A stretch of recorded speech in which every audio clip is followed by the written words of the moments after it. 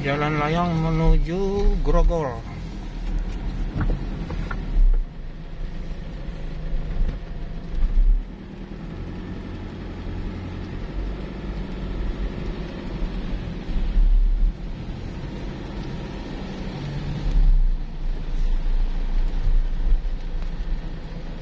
Masuk jalan tol kota.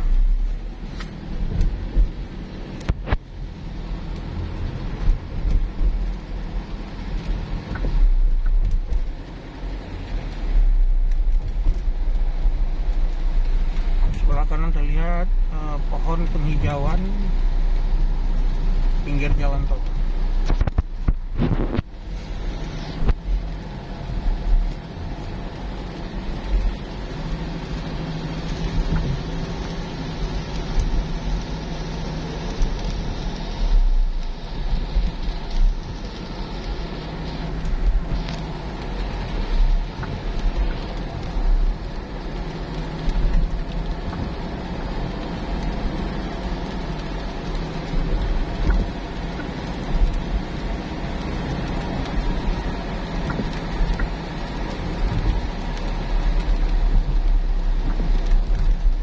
Sekarang kita menuju Tebet, Jakarta Selatan.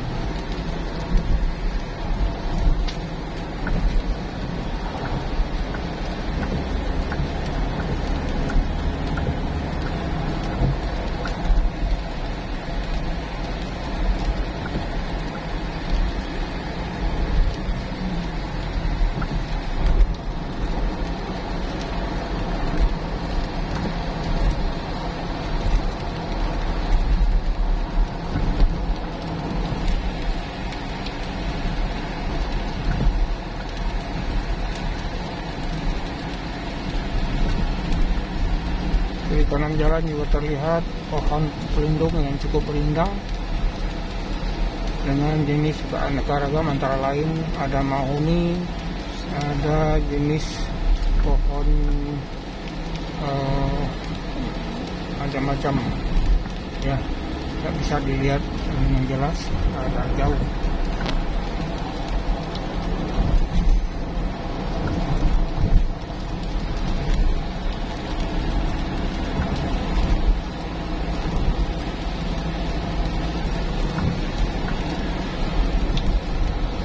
Namun CO dari kendaraan bermotor yang dikeluarkan dari hasil pembakaran tidak sempurna itu tidak bisa dimitigasi atau direduksi oleh pohon-pohon, kecuali CO2 akan menjadi karbohidrat dan oksigen. Nah, kalau CO yang dikeluarkan oleh kendaraan motor itu ada dua kemungkinan. Yang pertama adalah akan terhirup oleh manusia ataupun hewan, dan itu bisa merusak. Kalau itu terhirup pada anak-anak, itu menyebabkan anak-anak menjadi bodoh. Nah, sementara yang kedua kemungkinan dia akan naik ke atmosfer, akan membuat lubang ozon. Nah, ini yang akan berdampak pada pemanasan global, sehingga merubah cuaca, merubah iklim, merubah produksi pertanian dan seterusnya, dan juga otomatis juga merubah atau mengganggu kesehatan manusia.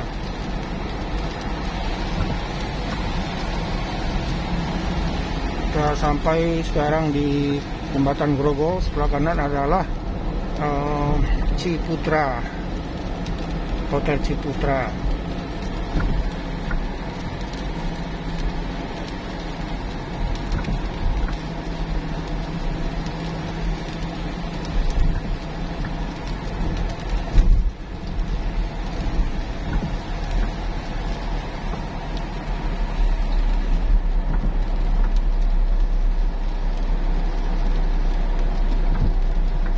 Kita masuk kota, di mana di sebelah kanan gedung-gedung pencakar langit, mall besar.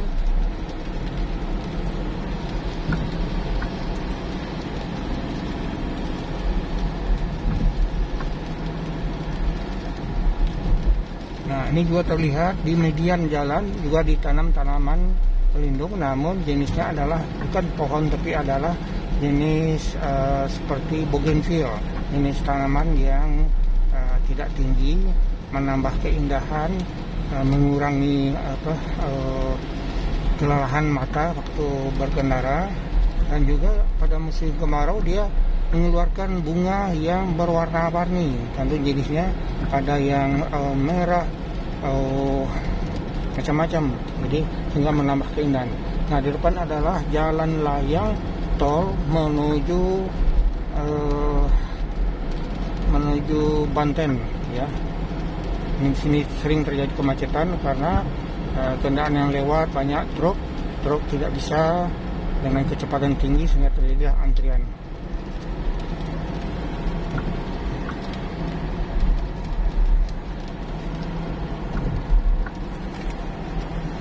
Di depan ada jalan layang, orang keluar dari jalan tol Kebun Jeruk dari arah Banten.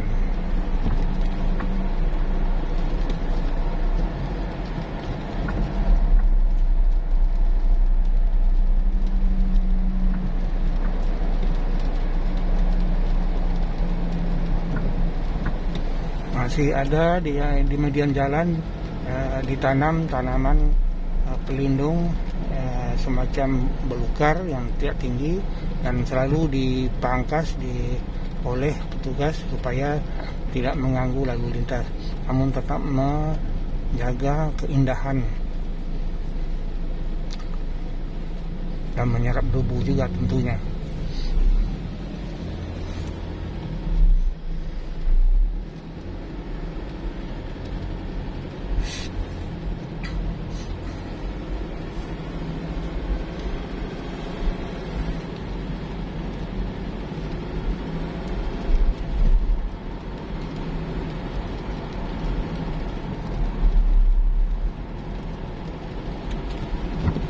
Terlihat di depan ada 3 median, ya. Yang pertama adalah yang memisahkan antara arah ke selatan dan arah utara, ada median yang ditanami tanaman pelindung.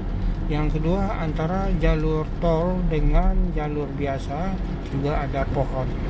Gitu juga di sebelah barat antara jalur tol dengan non tol juga ada ditanam tanaman pelindung. Nah, di sini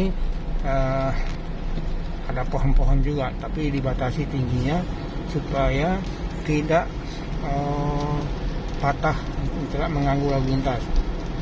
Sebagaimana Anda ketahui bahwa Jakarta sering terjadi pohon tumbang, terutama pada musim angin kencang, itu kira-kira 19 kali, hampir 19 kali ya rata-rata dalam setahun. Nah, coba dibayangkan kalau itu ada mobil yang lewat, maka itu akan berbahaya sekali. Nah, makanya untuk pohon pelindung itu harus ketat, ya, persyaratannya. Pertama adalah pohon yang tidak mudah patah, ya, karena namanya pohon pelindung dan di bawahnya adalah kendaraan yang lalu lalang, jadi jangan sampai terjadi kecelakaan. Yang kedua adalah pohonnya tidak banyak menggugurkan daun, karena kalau menggugurkan daun banyak maka membuat jalan menjadi kotor. Yang ketiga adalah tidak menyerap banyak air, karena kalau menyerap banyak air maka bersaing dengan pemukiman yang ada di kiri kanan jalan. Yang selanjutnya adalah bukan pohon buah, karena kalau pohon buah pada waktu berbuah itu anak-anak akan memanjat, nah ini akan mengganggu lalu lintas. Selanjutnya adalah ya, tanaman itu harus dijaga supaya jangan sampai tumbang. Jadi terutama pada masuk musim hujan, masuk musim angin kencang, itu petugas dinas pertamanan dan kehutanan Kota Jakarta itu siaga melihat mana pohon-pohon yang harus dipangkas supaya tidak patah, yang menyebabkan gangguan pada lalu lintas, sangat berbahaya. Di antaranya adalah pohon mahuni. Pohon mahuni cukup bagus. Kita ketahui jalan-jalan yang dibangun oleh Belanda, misalnya dari Anyer ke Panarukan, itu banyak sekali, antara lain pohon mahuni, pohon asam dan lain-lain. Nah, kita membahas tentang pohon mahuni, banyak sekali manfaat pohon mahuni. Buahnya bisa menjadi obat,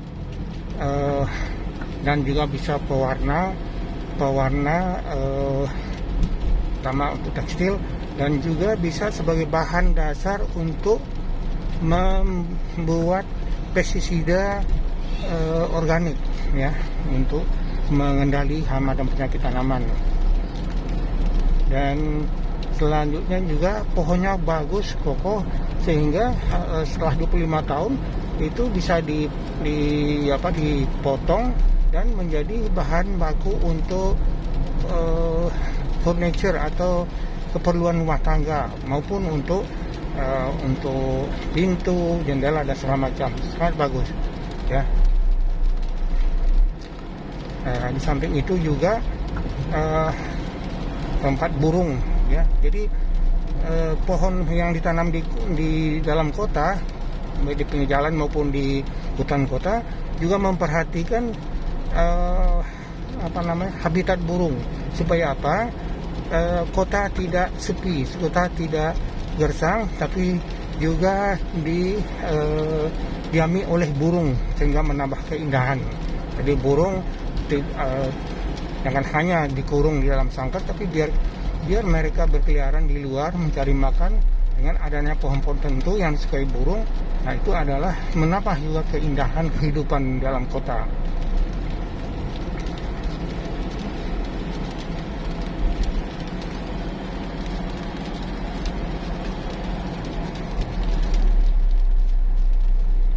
Oleh karena hari ini adalah hari Sabtu, jadi lalu lintas di jalan arah Semanggi, Gatot Subroto, jadi tidak macet, tidak seperti hari-hari kerja. Kalau hari-hari kerja cukup pada ruas tertentu macet, walaupun sudah ada peraturan ganjil genap, ya. Tapi karena hari ini hari libur, hari Sabtu, jadi kita praktis lancar perjalanan dari bandara menuju pusat kota Jakarta. Di depan kita lihat gedung-gedung pencakar langit yang tidak begitu jelas karena ada udara yang tidak bersih.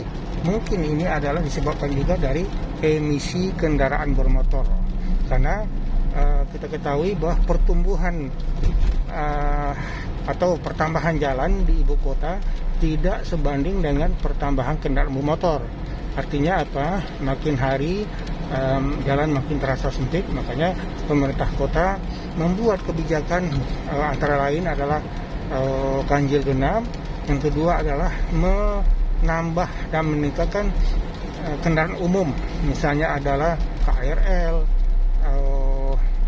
busway, terus MRT yang sudah jadi adalah dari utara ke selatan, Lebak Bulus ke Tamrin, dan sedang ada studinya adalah antara atau dari timur ke barat. Prioritas pertama dulu adalah dari Jakarta Timur sampai Jakarta Barat, dan ada satu kecamatan di Bekasi, ya. Nah, ini di depan adalah jembatan penyeberangan yang cukup bagus, ya. Jadi penyeberang nyaman karena ada atapnya. Namun bisa untuk mitigasi orang jangan sampai berbuat jahat, sehingga tidak ditutup tapi diberi jeruji. Jadi siapa aja yang lewat di situ orang bisa lihat. Jadi kalau ada apa-apa bisa cepat dicegah.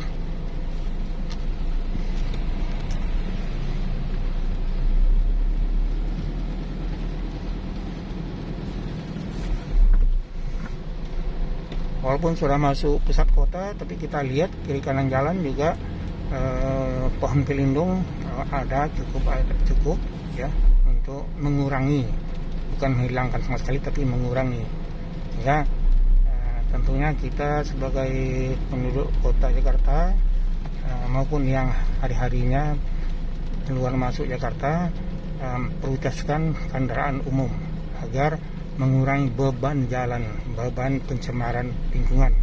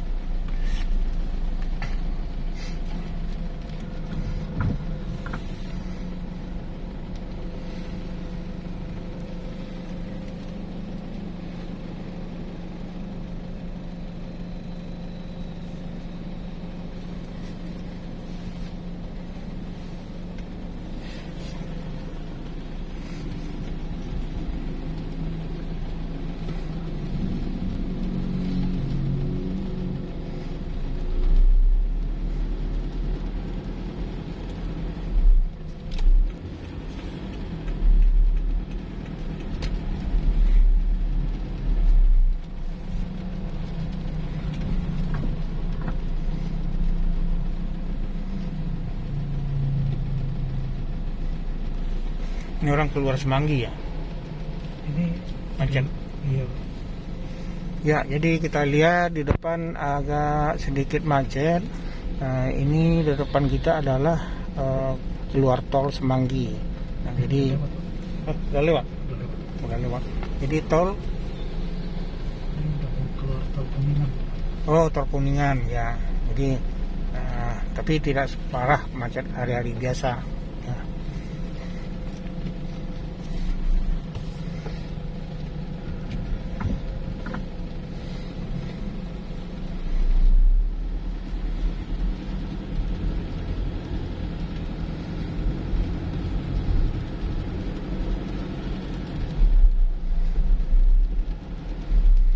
Nah, ini di depan kita adalah gedung-gedung pencakar langit ya. Tidak hanya di Jalan I Gatot Subroto tapi juga Jalan Tamrin, Sudirman. Nah, walaupun kita tidak lewat Jalan Tamrin pada saat ini, tapi perlu saya informasikan bahwa di Jalan Tamrin itu terjadi penurunan jalan. Jadi kalau kita lihat dari selatan ke utara atau dari utara ke selatan, itu jalan itu tidak datar tapi agak melengkung ke bawah. Nah, apa itu? Kenapa demikian? Disebabkan oleh terjadinya penurunan muka tanah. Kenapa tanah menjadi turun? Karena banyak penyurutan air oleh kegiatan-kegiatan yang ada di wilayah Jakarta, khususnya di pinggir jalan itu.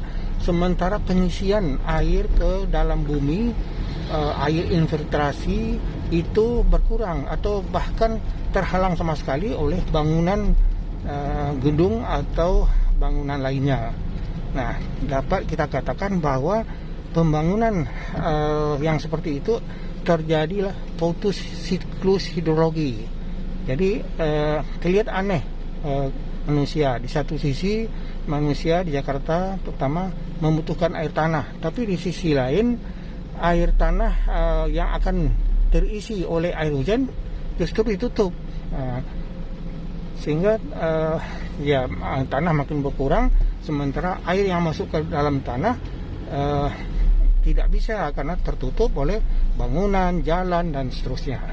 Tapi sebenarnya ada peraturan pemerintah baik dari Kementerian Lingkungan Hidup maupun Gubernur Jakarta dan kota-kota di sekitar Jakarta bahwa harus ada dibuat sumur resapan dan biopori. Itu adalah untuk mengatasi, memitigasi terjadinya kekeringan, terjadinya kekosongan pori-pori tanah supaya tidak terjadi tanah turun.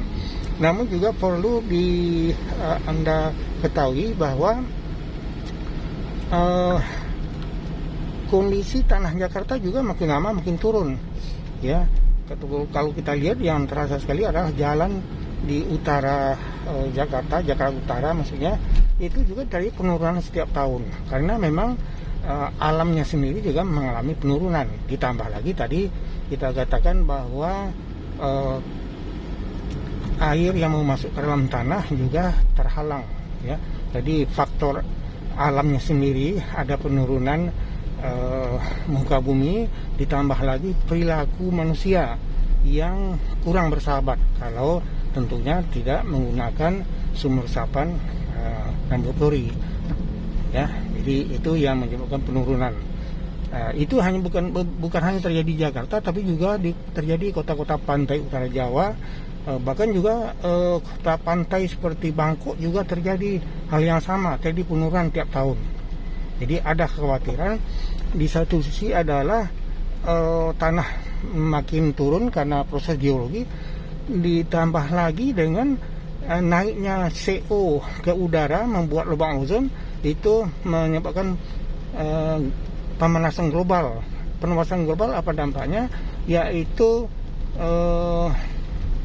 mencairnya es di kutub sehingga muka air laut naik. Jadi tanah turun, air laut naik, maka ini akan dahsyat dampaknya terhadap lingkungan.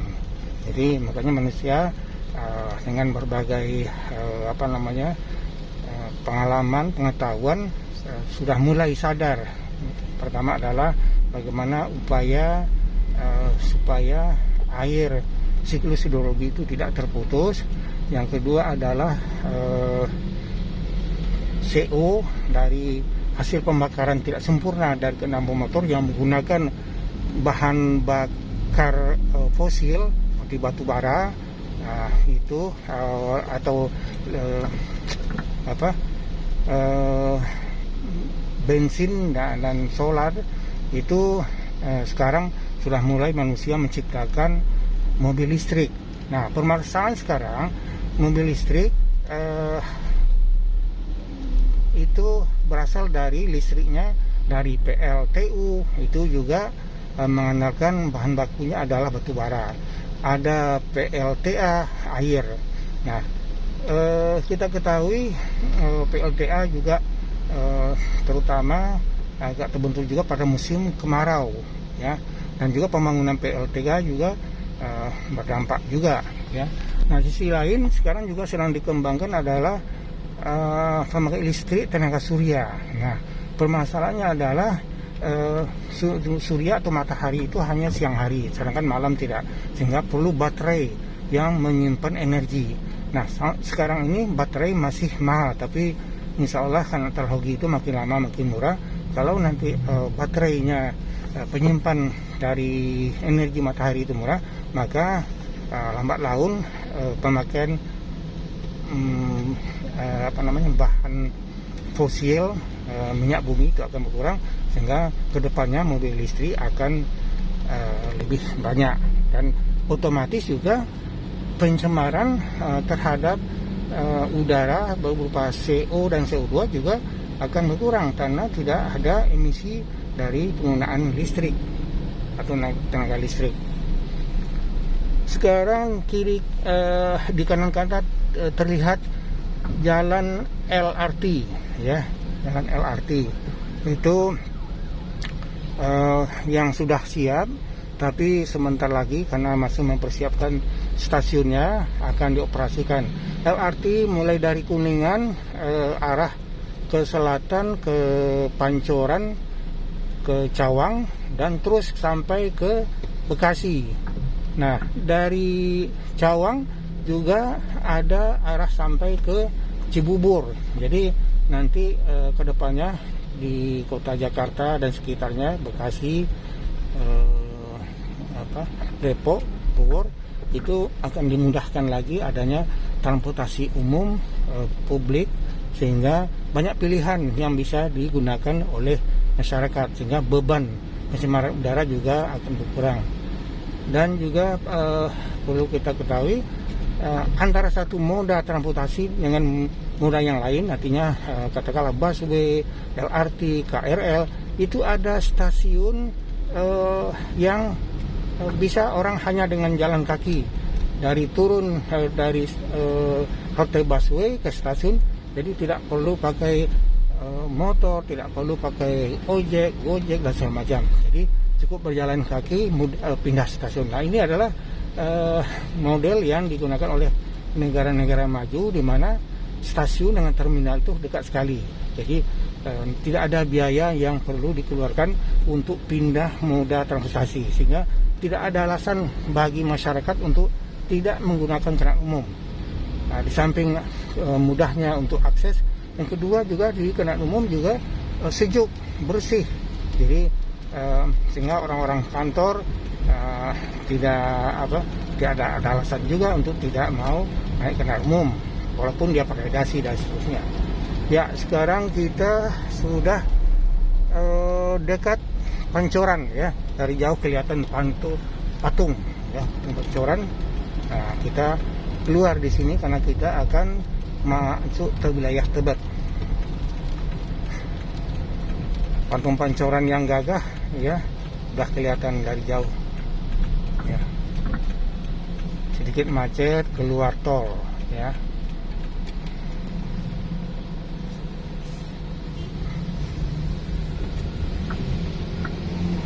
Ya, cukup sampai di sini karena kita sudah mau keluar tol, sudah hampir sampai tempat tujuan, dan sudah banyak kita ngobrol tentang pohon pelindung, tentang emisi dan seterusnya. Mudah-mudahan video ini bermanfaat untuk kita semua. Kita peduli terhadap alam, peduli terhadap bumi, hanya satu bumi. Terima kasih atas perhatian. dan sudah menonton video ini. Semoga sama-sama kita menjaga lingkungan hidup. Assalamualaikum warahmatullahi wabarakatuh.